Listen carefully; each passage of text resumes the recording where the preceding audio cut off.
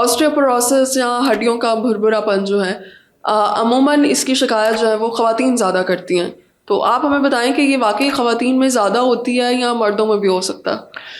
जी, जो है ओस्टियोपोरोसिस, सबसे पहले तो हम समझ लें कि होता क्या है। ओस्टियोपोरोसिस को हड्डियों का भुरभुरापन कहते हैं, और ये बीमारी जो है हड्डियों की क्वांटिटेटिव डिफेक्ट है, कि मतलब हड्डियां क्वालिटी में ठीक हैं लेकिन उनकी क्वांटिटी एज ए होल कम हो गई है। राइट, छोटी होना शुरू हो जाती है। हड्डियां छोटी नहीं होती, हड्डियों का जो एज ए होल मैस होता है, ठीक है, जो उनका जिसे कहते हैं हुजम है, वो कम होना शुरू होता है। हड्डियां जो खोखली या भुरभुरी होना शुरू हो जाती हैं, उनके दरमियान से जो है मेन जो क्वांटिटी है वो कम होना शुरू हो जाती है, लेकिन quality of the bone remains intact.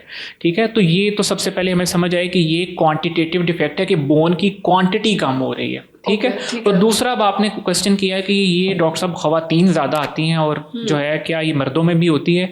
Normally ये जो है इसकी रेशो जो है ना 25 to 75% है, कि मर्द इसमें 25% इसका शिकार होते हैं और 75% हमारे पास आने वाली जो है जो मरीज़ हैं वो ख़वातीन होती हैं।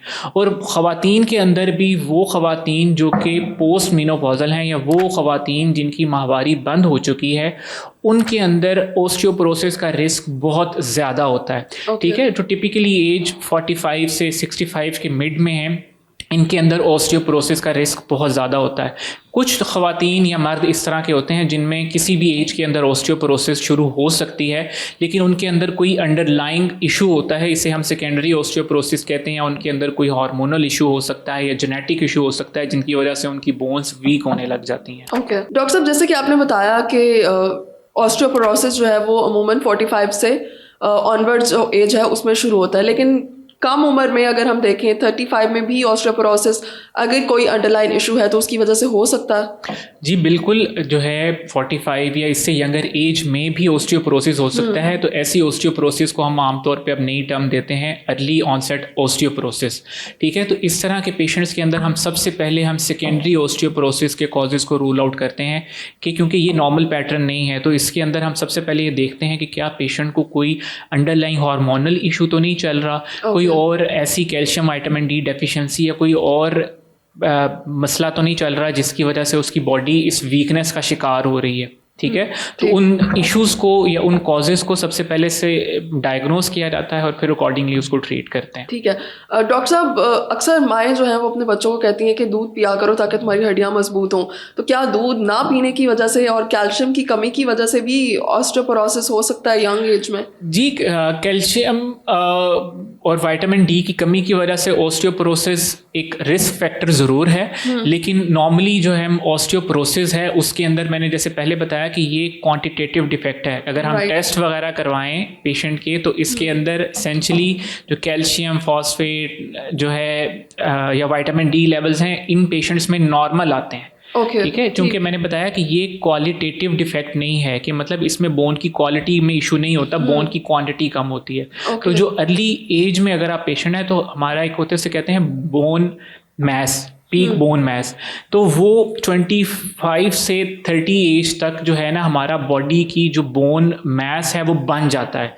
तो सबसे पहले जो माओं के लिए जो कह लें, इसमें से अगर हम टेक होम मैसेज कहें या माओं को समझाने के लिए कहें, कि वो जो 25 साल की उम्र तक बच्चों की फिजिकल एक्टिविटी और दूसरा उनकी जो डाइट इनटेक है उसके ऊपर जो है ना कोई कॉम्प्रोमाइज़ ना करें। उनकी डाइट इनटेक के अंदर कैल्शियम, विटामिन डी जो रिच फूड्स हैं वो उनको दें। अगर वैसे उनकी फूड में उनका इंटेक कम है तो वो किसी डॉक्टर की मदद से फूड सप्लीमेंट्स या कैल्शियम, विटामिन डी सप्लीमेंट्स भी साथ ले सकती हैं। लेकिन इनके साथ साथ फिजिकल एक्टिविटी भी उतनी ही ज़रूरी है। ठीक है, क्योंकि इनके साथ हम फिजिकल एक्टिविटी करते हैं तो जो हमारी बॉडी से एब्जॉर्प्शन होती है और एब्जॉर्प्शन होने के बाद हम बॉडी में एज ए होल इसको टेकअप करते हैं। डॉक्टर साहब, इसकी अलामात क्या सामने आती हैं हड्डियों के भुरभुरेपन की? हड्डियों के भुरभुरेपन के अंदर जो मरीज़ आपके पास आएंगे वो जो है जनरलाइज बॉडी पेन के साथ आएंगे, कि बॉडी के अंदर सारी बॉडी के अंदर उनको रूटीन में दर्द रहती है। वो उनकी एक्टिविटी जो है बहुत कम है, लेकिन उसके बावजूद भी वो पेन की शिकायत करते रहते हैं। दूसरा ये है कि ईजी फटीगेबिलिटी, के थोड़ा सा काम किया उसके बाद बहुत जल्दी थकावट होने लग जाती है। इसके अलावा ये है कि इस तरह के patient at risk of fall होते हैं या अर्ली रिस्क ऑफ फ्रैक्चर इनके अंदर हो सकता है कि ज़रा सी चोट लगी और उस चोट लगने से जो है उनकी कलाई की हड्डी टूट गई या कूल्हे के पास की हड्डियां वो टूट जाती हैं। और इस तरह के पेशेंट्स के अंदर बहुत ज़्यादा जो है कमर दर्द रह सकती है क्योंकि स्पाइन जो है इनकी वीक हो रही होती है और इनके अंदर जो है स्पाइन के अंदर खम है वो बहुत ज़्यादा होना शुरू हो जाता है जो कि बग़ैर नोटिस हुए फ्रैक्चर्स हो जाते हैं। ओके डॉक्टर साहब, जैसे कि आपने कहा कि जो बोन मास है उसको एक पर्टिकुलर एज के बाद इंक्रीज नहीं कर सकते आप, तो फिर इसका इलाज क्या है? इलाज है इसका कोई पॉसिबल?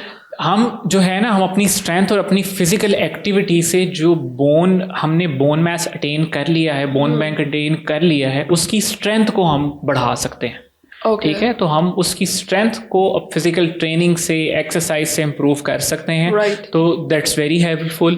तो हम उससे इसको इम्प्रूव कर सकते हैं। ठीक है, तो मेडिसिन से ज़्यादा फिजिकल एक्टिविटी हेल्पफुल है। ओके, लेकिन इसके साथ साथ हम कोई विटामिन ई के टैबलेट्स वगैरह ले सकते हैं साथ? हम विटामिन्स, मैंने जैसे बताया कि आपको विटामिन्स का रोल तब है जब आपकी बॉडी के अंदर कमी है या आप सफिशेंटली अपनी डाइट में वो कैल्शियम, विटामिन डी या दूसरे मिनरल्स या विटामिन्स नहीं ले रहे। आपकी बॉडी डिप्लीटेड है और फिर उनकी ज़रूरत है। अगर आपकी बॉडी का इनटेक पूरा है तो वो कैल्शियम, विटामिन डी आपको बहुत ज़्यादा हेल्प नहीं करेंगे। तो इस तरह की सूरत हाल में आपकी फिजिकल एक्टिविटी आपको हेल्प करेगी। ओके।